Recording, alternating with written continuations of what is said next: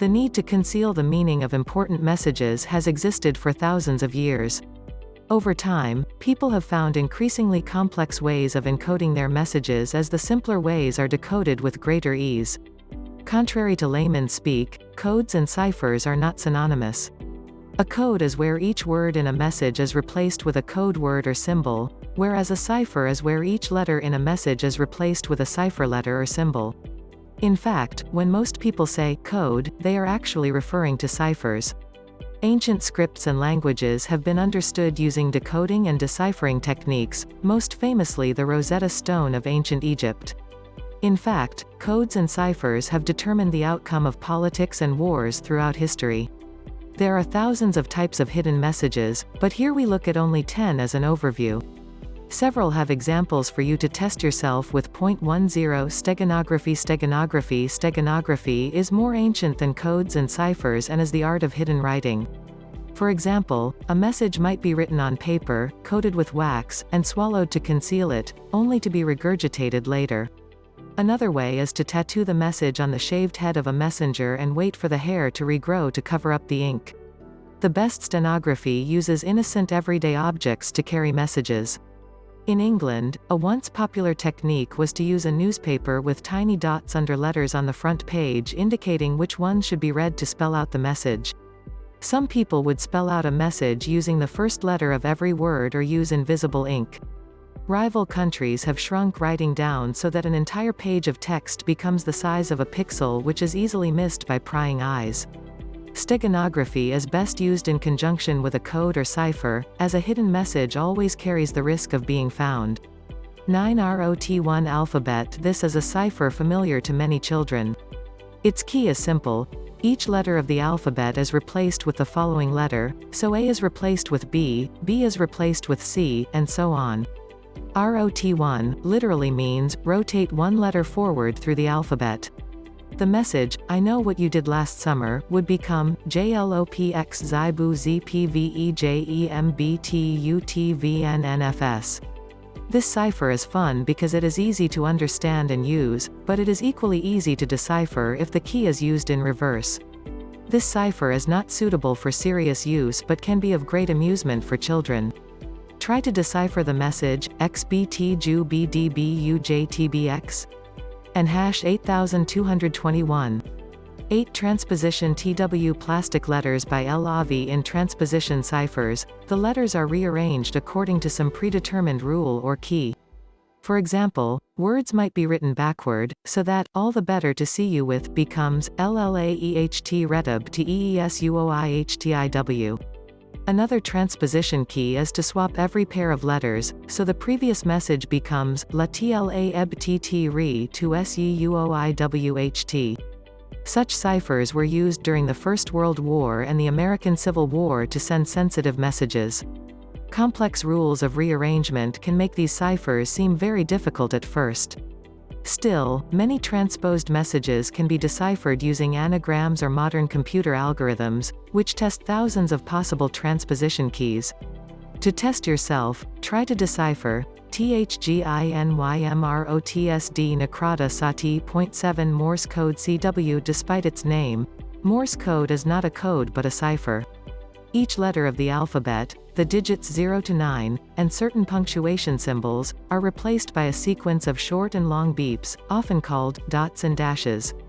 A becomes B becomes, and so on. Unlike most other ciphers, it is not used to conceal messages. Morse code was of great use with the invention of Samuel Morse's telegraph, which was the first widely used electric means of sending messages long distance. It involved laying a long wire between places and running an electric current down the wire.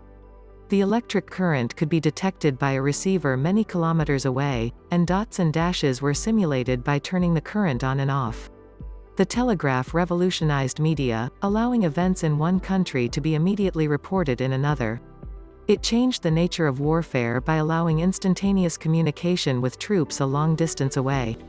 6 Caesar shift cipher MMODW. The Caesar shift cipher, named because Julius Caesar himself used it, is actually 26 different ciphers, one for each letter of the alphabet.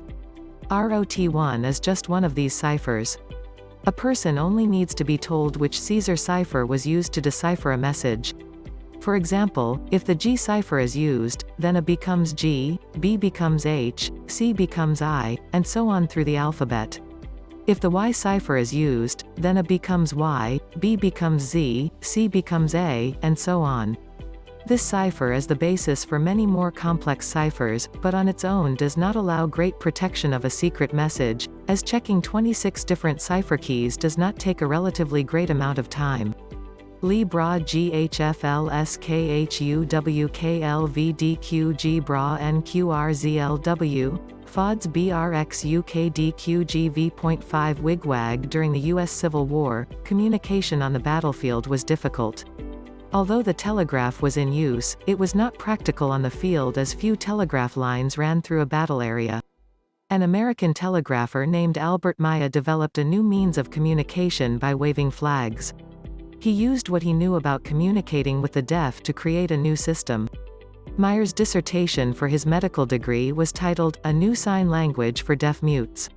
Maya transformed telegraph code into a means of personal communication by which words could be spelled by tapping them out upon a person's cheek or hand.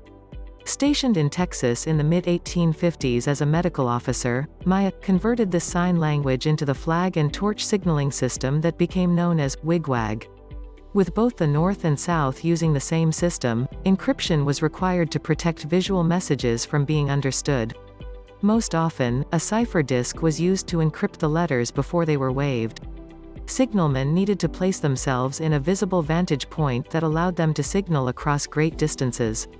It also gave them an extended view of the surrounding area. Each letter of the wigwag alphabet was represented by a certain position or movement of the flag. In wigwag code, messages were spelled out according to a letter number code. Each letter of the alphabet was represented by a combination of numbers, and the numbers corresponded to flag movement. A movement to the left of the center meant a 1, and a movement to the right of center meant a 2. The letter A, for example, was 11, which is 2 movements from the left to the center in a row. Dipping the flag forward one or more times signaled the end of a word, sentence, or message. Try this one. 1122 elevenths, 1111 111ths, 211 2220 seconds 4 Vigenère 300 px Vigen %c 3% a8 re square shading. This cipher is more complex than monoalphabetic substitution. Its key is a word, such as chair. The rule of the cipher is similar to that of the Caesar shift cipher, except it changes with every letter according to the keyword. The first letter of a message with the keyword chair would be encoded with the C cipher alphabet, the second with the H cipher alphabet, and it continues like this through the keyword. The keyword is only 5 letters long, so a C cipher is used again for the 6th letter of the message. The Vigenère cipher was thought to be unbreakable for a long time. To decipher, the length of the keyword is guessed first. If the keyword is guessed to be 5 letters long, then letters numbered 1, 6, 11, 16, 21, etc., will all correspond to the first letter of the keyword, and letter frequency analysis will decipher them. The decoder then moves to letters 2, 7, 12, 17, and so on. If the keyword is indeed 5 letters long, this will decode the cipher. If not, another keyword length must be guessed and the process repeated. Ioachu HS net HSBYGLYMTC USMV.VFVH Petrol TWJKA.3 True Codes Gov Carousel Code. In a true code, each word is replaced by a code word or number according to a key. Since many words might be in the message, the key is usually a codebook where someone can look up an English word and find the corresponding code word, not unlike a dictionary.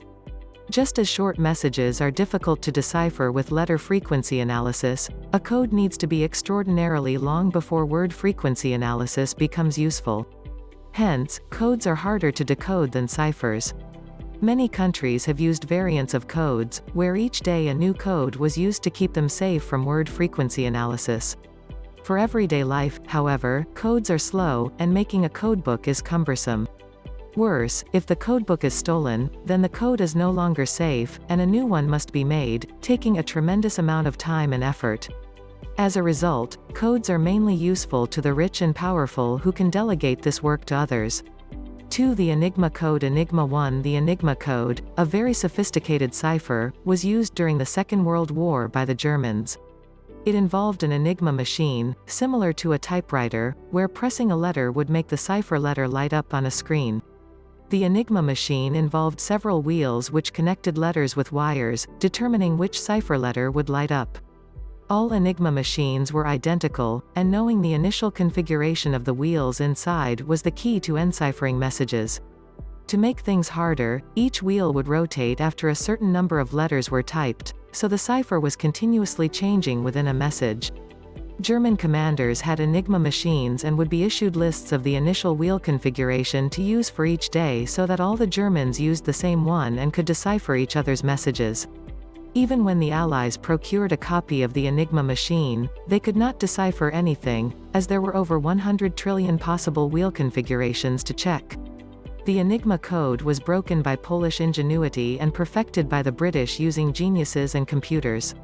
Knowledge of German communications gave the Allies a vital advantage in the war, and from breaking the Enigma code, the ancestor of modern computers was born. 1. Public Key Cryptography. IC 155063. This is the ultimate modern cipher, and it has several variants.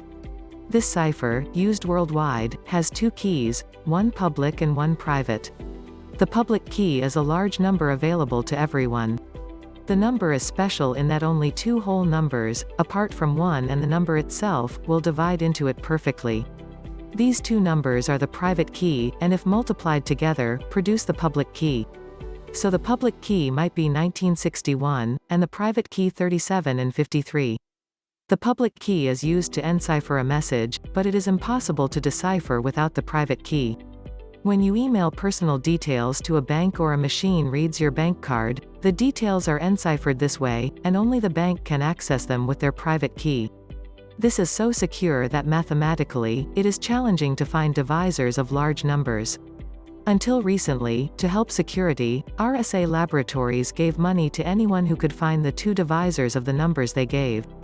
For a relatively easy example, once worth $1,000 US, try to find the two 50-digit divisors of 15226050333637813737183274326374297180068114961.